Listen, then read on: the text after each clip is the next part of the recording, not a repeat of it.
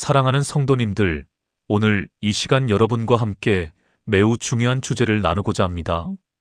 혹시 지금 마음속에 풀리지 않는 관계에 매듭이 있으십니까? 가족과의 오래된 갈등, 친구와의 깨어진 우정, 교회 공동체 안에서의 오해와 상처. 밤에 잠자리에 누우면 그 사람의 얼굴이 떠오르고 어떻게 풀어야 할지 막막하기만 합니다. 말 한마디가 목구멍까지 올라왔다가 다시 내려가고 전화기를 들었다가 다시 내려놓는 그런 경험 있으시죠? 특히 우리 한국 문화에서는 먼저 다가가는 것이 지는 것처럼 느껴지기도 합니다. 체면과 자존심이 가로막고 과거의 상처가 발목을 잡습니다. 그렇게 시간은 흘러가고 관계는 점점 더 멀어지고 마음은 더욱 무거워집니다.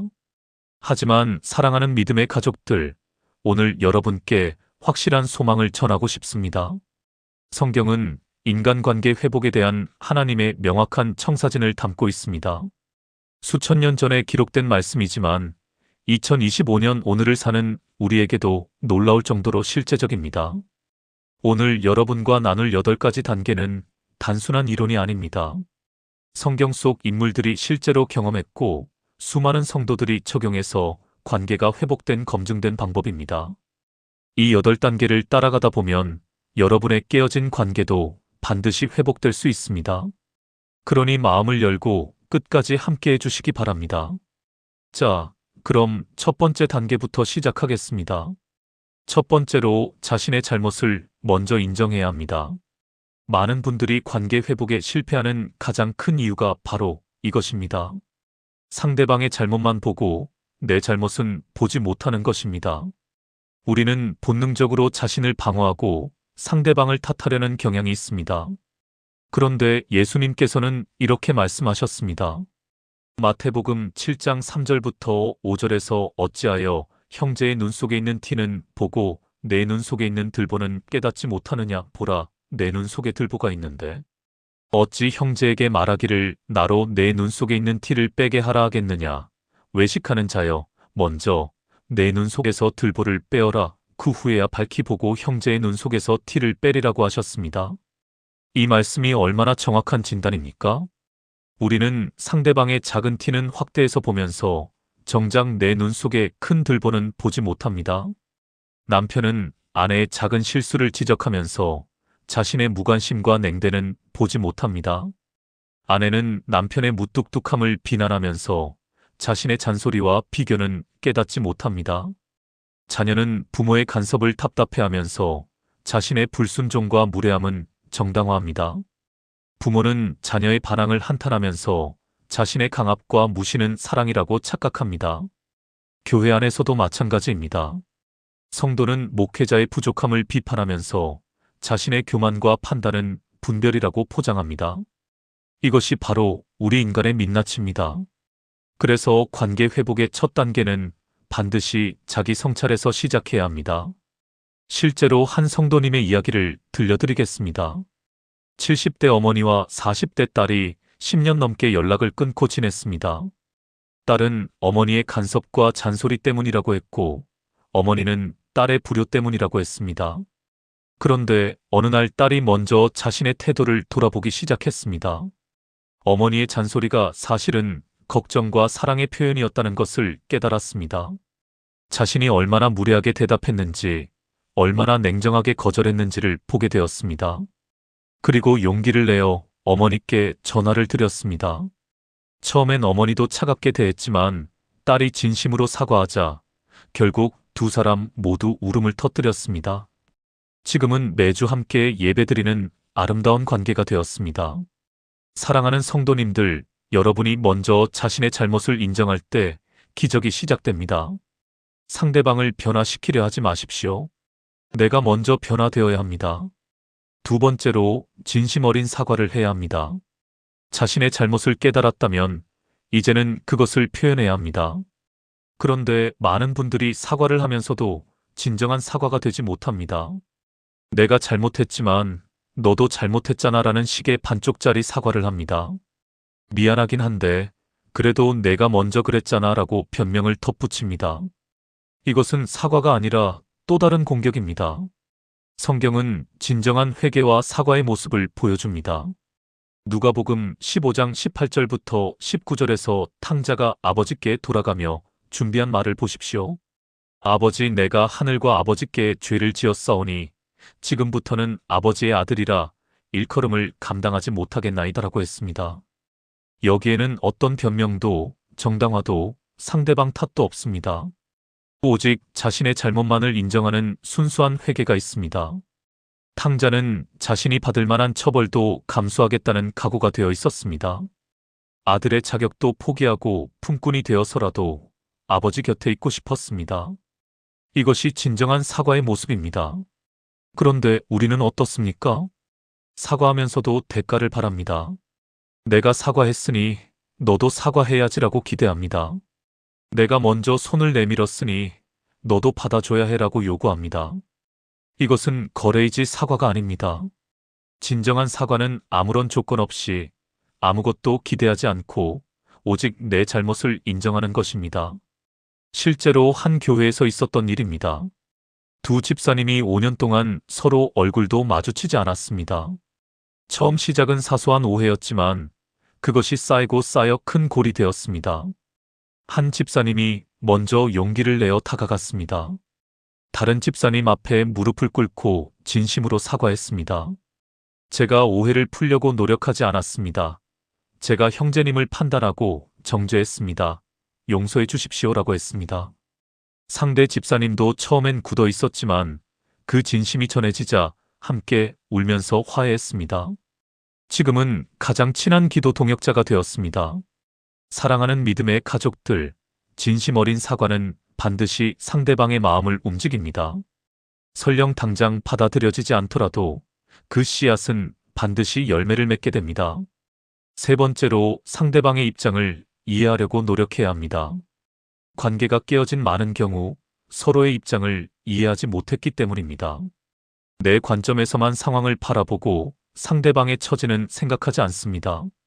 그런데 성경은 우리에게 공감의 중요성을 가르칩니다. 로마서 12장 15절에서 바울 사도는 즐거워하는 자들과 함께 즐거워하고 우는 자들과 함께 울라고 말씀하셨습니다. 이것이 바로 공감입니다.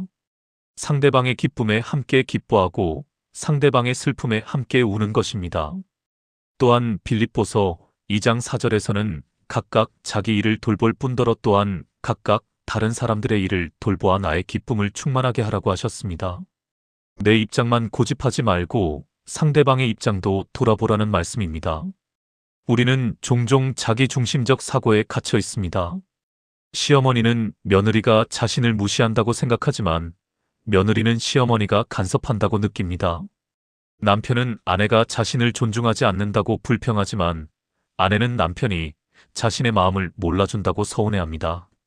목회자는 성도들이 헌신하지 않는다고 안타까워하지만 성도들은 목회자가 자신들의 형편을 이해하지 못한다고 느낍니다. 각자의 입장에서는 모두 옳습니다. 하지만 상대방의 입장에서 보면 전혀 다른 그림이 보입니다. 실제로 한 부부의 이야기입니다. 남편은 아내가 항상 불평만 한다고 생각했고 아내는 남편이 자신의 말을 들어주지 않는다고 생각했습니다.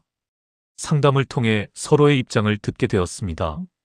남편은 회사에서 큰 스트레스를 받고 있었고 집에서만큼은 평화롭고 싶었습니다. 그래서 아내의 하소연이 또 다른 부담으로 느껴졌던 것입니다. 아내는 하루 종일 혼자 아이들을 돌보며 지쳐 있었고 남편에게 공감받고 싶었습니다. 그래서 남편의 무관심이 더욱 서운하게 느껴졌던 것입니다. 서로의 처지를 이해하고 나니 문제 해결의 실마리가 보였습니다. 남편은 아내의 말을 경청하는 시간을 따로 마련했고 아내는 남편에게 휴식이 필요한 순간을 배려하기 시작했습니다. 지금은 서로를 가장 잘 이해하는 부부가 되었습니다. 사랑하는 성도님들, 상대방의 신발을 신고 한 걸음만 걸어보십시오. 그 사람의 아픔과 어려움이 보일 것입니다. 그리고 그 순간 용서와 화해의 문이 열립니다. 네 번째로 과거를 내려놓고 용서해야 합니다. 이것이 가장 어렵지만 가장 중요한 단계입니다. 많은 분들이 상대방의 사과를 받고도 과거를 계속 들춰냅니다. 그때 내가 나한테 뭐라고 했는지 알아? 하며 옛 상처를 반복합니다. 이번엔 용서해주지만 다음에 또 그러면 안 돼 하며 조건부 용서를 합니다. 이것은 진정한 용서가 아닙니다. 예수님께서는 용서에 대해 명확하게 말씀하셨습니다. 마태복음 18장 21절부터 22절에서 베드로가 주여 형제가 내게 죄를 범하면 몇 번이나 용서하여 주리이까? 7번까지 하오리이까라고 물었을 때 예수님께서는 7번뿐 아니라 7번을 70번까지라도 할지니라고 대답하셨습니다. 70번의 7배는 490번입니다. 하지만 이것은 정확히 490번을 세라는 뜻이 아닙니다. 셀 수 없을 만큼 무한히 용서하라는 의미입니다. 또한 에베소서 4장 31절부터 32절에서는 너희는 모든 악독과 노함과 분냄과 떠드는 것과 비방하는 것을 모든 악의와 함께 버리고 서로 친절하게 하며 불쌍히 여기며 서로 용서하기를 하나님이 그리스도 안에서 너희를 용서하심과 같이 하라고 말씀하셨습니다. 우리가 용서해야 하는 이유는 명확합니다. 하나님께서 우리를 먼저 용서하셨기 때문입니다. 우리가 얼마나 큰 죄인이었습니까? 우리의 죄로 인해 예수님께서 십자가에 달려 돌아가셔야 했습니다. 그런데 하나님께서는 그 모든 죄를 용서하시고 우리를 자녀 삼아 주셨습니다. 그렇다면 우리가 어떻게 형제자매를 용서하지 않을 수 있겠습니까? 실제로 한 성도님의 간증입니다. 어린 시절 아버지에게 심한 학대를 받으며 자랐습니다. 성인이 되어서도 아버지에 대한 원망과 미움이 가득했습니다. 교회를 다니면서도 그 마음은 변하지 않았습니다. 그런데 어느 날 십자가 앞에서 기도하던 중 주님의 음성을 들었습니다. 내가 너를 용서한 것처럼 너도 내 아버지를 용서하라. 그 순간 자신이 얼마나 큰 용서를 받은 사람인지 깨달았습니다. 자신의 죄가 아버지가 자신에게 행한 것보다 훨씬 크다는 것을 알게 되었습니다. 그리고 결단했습니다.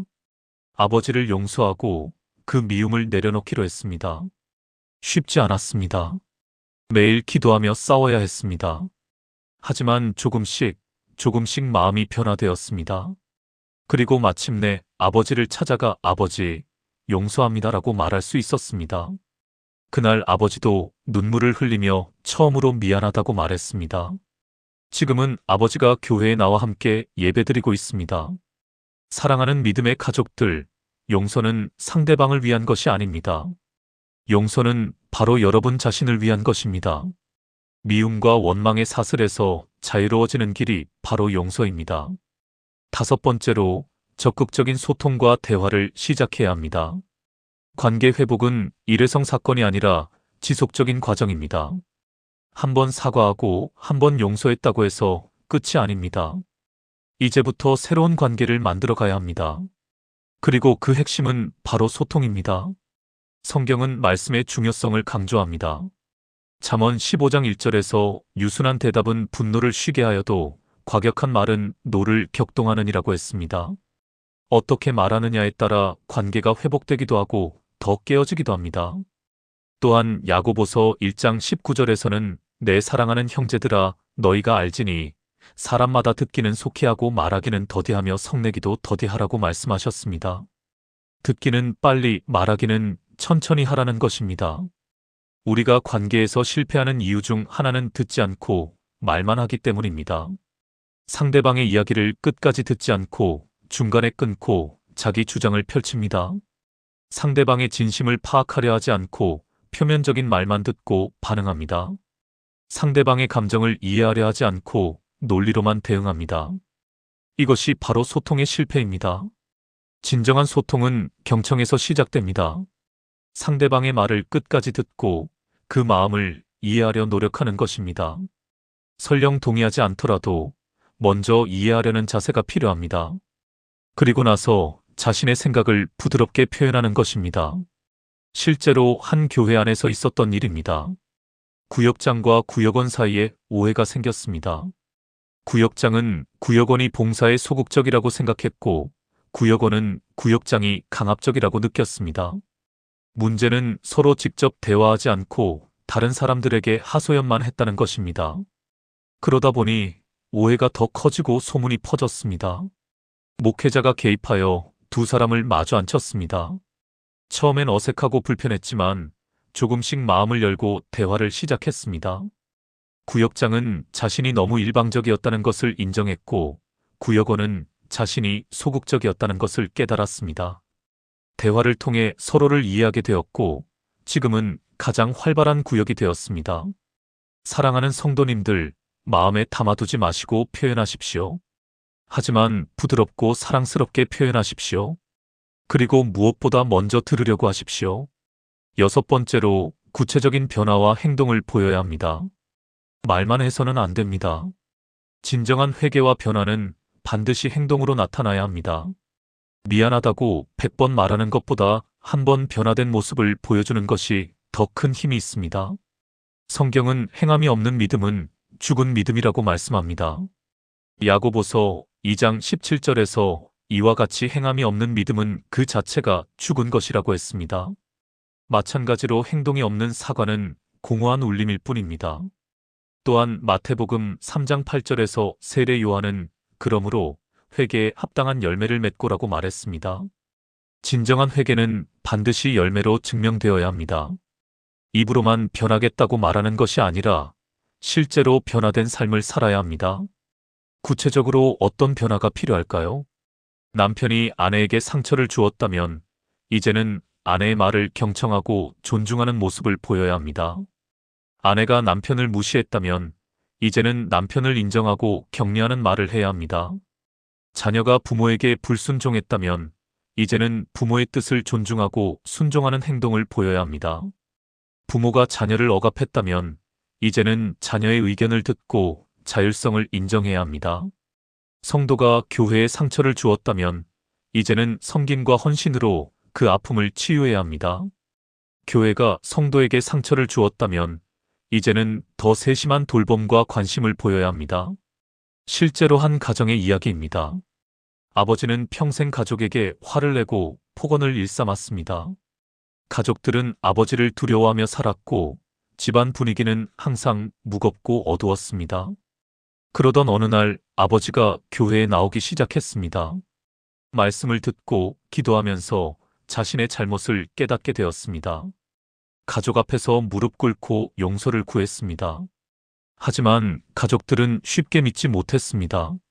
예전에도 몇 번 그랬다가 다시 돌아왔기 때문입니다. 그런데 이번엔 달랐습니다. 아버지는 매일 새벽 기도를 나갔고 성경을 읽기 시작했습니다. 화를 내려다가도 참고 부드럽게 말하려고 노력했습니다. 가족들의 이야기를 듣고 함께 기도하기 시작했습니다.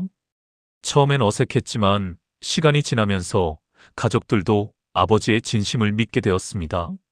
3년이 지난 지금 그 가정은 완전히 변화되었습니다. 웃음이 넘치고 사랑이 가득한 가정이 되었습니다.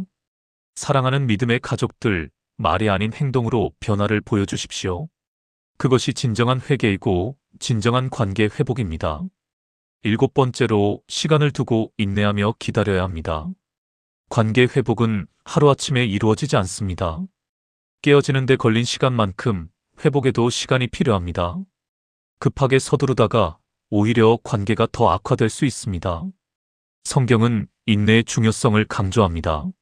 로마서 12장 12절에서 소망 중에 즐거워하며 환난 중에 참으며 기도에 항상 힘쓰라고 했습니다. 환난 중에 참는다는 것, 이것이 바로 인내입니다. 또한 갈라디아서 6장 9절에서는 우리가 선을 행하되 낙심하지 말지니 포기하지 아니하면 때가 이름에 거두리라고 말씀하셨습니다. 포기하지 않고 계속 선을 행하면 반드시 거두는 때가 온다는 약속입니다. 많은 분들이 여기서 실패합니다. 한두 번 시도하다가 상대방이 받아들이지 않으면 포기합니다. 내가 먼저 사과했는데 저 사람은 왜 받아들이지 않을까 하며 실망합니다. 이렇게까지 했는데도 안 되면 어쩔 수 없지 하며 손을 놓습니다. 하지만 상대방에게도 시간이 필요합니다. 상처가 깊었다면 그만큼 치유에도 시간이 걸립니다. 신뢰가 깨졌다면 그것을 회복하는데도 시간이 필요합니다. 우리가 할 수 있는 것은 최선을 다하고 나머지는 하나님께 맡기는 것입니다. 실제로 한 형제의 이야기입니다. 형은 동생에게 큰 잘못을 했습니다. 동생의 사업 자금을 빌려갔다가 갚지 못해 동생이 파산했습니다. 형은 진심으로 뉘우치고 용서를 구했지만 동생은 받아들이지 않았습니다. 당연한 일이었습니다. 하지만 형은 포기하지 않았습니다. 돈을 갚기 위해 밤낮으로 일했습니다. 매달 조금씩이라도 동생에게 보냈습니다. 명절 때마다 찾아가 무릎을 꿇었지만 동생은 문을 열어주지 않았습니다. 5년이 지났습니다. 형은 여전히 포기하지 않고 돈을 갚고 용서를 구했습니다. 그러던 어느 날 동생이 큰 사고를 당했습니다. 형은 달려가서 밤낮으로 간호했습니다. 그 모습을 보고 동생의 마음이 조금씩 녹기 시작했습니다. 결국 10년 만에 두 형제는 화해했습니다. 지금은 함께 사업을 하며 누구보다 가까운 사이가 되었습니다. 사랑하는 성도님들, 포기하지 마십시오. 시간이 걸리더라도 계속 사랑하고 섬기십시오. 하나님의 때가 되면 반드시 회복의 문이 열립니다. 8번째로 하나님께 맡기고 기도해야 합니다. 이것이 가장 중요한 마지막 단계입니다. 우리의 모든 노력과 수고도 결국 하나님의 은혜 없이는 불가능합니다. 인간의 힘으로는 깨어진 관계를 완전히 회복할 수 없습니다. 오직 하나님만이 불가능을 가능케 하시고 죽은 관계를 살리실 수 있습니다. 성경은 기도의 능력을 증거합니다. 야고보서 5장 16절에서 의인의 간구는 역사하는 힘이 크민이라고 했습니다. 우리의 기도가 역사하는 큰 힘이 있다는 것입니다. 또한 마태복음 19장 26절에서 예수님께서는 사람으로서는 할 수 없으나 하나님으로서는 다 하실 수 있느니라고 말씀하셨습니다. 사람의 힘으로 불가능해 보이는 일도 하나님께는 가능합니다. 요셉의 이야기를 보십시오. 형들에게 팔려 노예가 되었고 억울하게 감옥에 갇혔습니다. 인간적으로 보면 형들을 절대 용서할 수 없는 상황이었습니다. 하지만 요셉은 모든 과정 속에서 하나님의 섭리를 보았습니다. 창세기 50장 20절에서 요셉은 형들에게 당신들은 나를 해하려 하였으나 하나님은 그것을 선으로 바꾸사 오늘과 같이 많은 백성의 생명을 구원하게 하시려 하셨나니라고 말했습니다. 형들의 악한 의도를 하나님께서 선한 목적으로 사용하셨다는 것입니다. 이것이 바로 하나님의 능력입니다. 야곱과 에서의 관계도 마찬가지입니다. 야곱이 형 에서를 속이고 축복을 가로챈 후 20년 동안 도망 다녔습니다. 에서는 야곱을 죽이려고 했습니다. 하지만 야곱이 회개하고 하나님께 매달렸을 때 하나님께서 에서의 마음을 변화시키셨습니다. 창세기 33장 4절에서 에서가 달려와서 그를 맞이하여 안고 목을 어긋 맞추어 그와 입 맞추고 서로 운이라고 했습니다. 죽이려던 사람이 달려와서 껴안고 우는 기적이 일어났습니다. 이것이 하나님의 역사입니다. 실제로 한 성도님의 간증입니다. 시어머니와 며느리가 20년 동안 원수처럼 지냈습니다. 며느리는 시어머니 때문에 우울증까지 앓았습니다. 이혼까지 생각했지만 신앙 때문에 참고 견뎠습니다. 그러던 중 새벽 기도회에서 목사님이 원수 사랑에 대해 설교했습니다. 그날 밤 며느리는 무릎 꿇고 기도했습니다. 하나님, 저는 시어머니를 사랑할 수 없습니다. 하지만 하나님께서 저를 통해 시어머니를 사랑해 주십시오. 제 마음을 변화시켜 주십시오. 그날부터 매일 시어머니를 위해 기도하기 시작했습니다. 처음엔 억지로 눈물로 기도했습니다. 하지만 기도하면 할수록 마음이 변화되었습니다. 시어머니의 외로움이 보이고 상처가 보였습니다. 그리고 시어머니를 섬기기 시작했습니다. 시어머니도 처음엔 의심했지만 며느리의 변화를 보고 마음이 열렸습니다. 1년 후 두 사람은 함께 새벽 기도를 나가는 사이가 되었습니다. 지금은 서로에게 없어서는 안 될 가장 소중한 사람이 되었습니다. 사랑하는 믿음의 가족들, 기도하십시오. 내 힘으로 안 되면 하나님께 맡기십시오. 하나님께서 반드시 길을 열어주실 것입니다. 자, 사랑하는 성도님들. 오늘 우리가 함께 나눈 8가지 단계를 다시 한번 정리해 보겠습니다. 첫 번째, 자신의 잘못을 먼저 인정하십시오. 두 번째, 진심 어린 사과를 하십시오. 세 번째, 상대방의 입장을 이해하려고 노력하십시오. 네 번째, 과거를 내려놓고 용서하십시오. 다섯 번째, 적극적인 소통과 대화를 시작하십시오. 6번째, 구체적인 변화와 행동을 보여주십시오. 7번째, 시간을 두고 인내하며 기다리십시오. 8번째, 하나님께 맡기고 기도하십시오. 이 8가지 단계는 순서대로 따라가야 하는 공식이 아닙니다. 상황에 따라 동시에 진행될 수도 있고 반복될 수도 있습니다. 중요한 것은 이 모든 과정을 진심으로, 사랑으로, 그리고 믿음으로 행하는 것입니다. 여러분, 지금 여러분의 마음속에 떠오르는 그 사람이 있습니까? 오래 연락하지 못한 가족, 틀어진 친구, 오해로 멀어진 형제자매가 있습니까? 오늘이 바로 그 관계를 회복할 수 있는 시작점입니다. 더 이상 미루지 마십시오. 내일이 아니라 오늘, 지금 이 순간 결단하십시오. 먼저 전화를 걸거나, 먼저 문자를 보내거나, 먼저 찾아가십시오. 쉽지 않을 것입니다. 두렵고 떨릴 것입니다. 하지만 그 한 걸음이 기적의 시작입니다. 하나님께서 여러분과 함께 하실 것입니다. 성령께서 여러분에게 지혜와 용기를 주실 것입니다. 그리고 반드시 관계가 회복되는 날이 올 것입니다. 오늘 이 말씀이 여러분에게 도움이 되었다면 좋아요 버튼을 눌러주시고 구독도 부탁드립니다. 그리고 댓글로 여러분의 간증이나 기도 제목을 나눠주시면 함께 기도하겠습니다. 여러분 한 분 한 분의 관계가 회복되고 가정에 평화가 임하며 교회에 사랑이 넘치기를 축복합니다. 주님의 이름으로 축복합니다. 사랑합니다, 성도님들.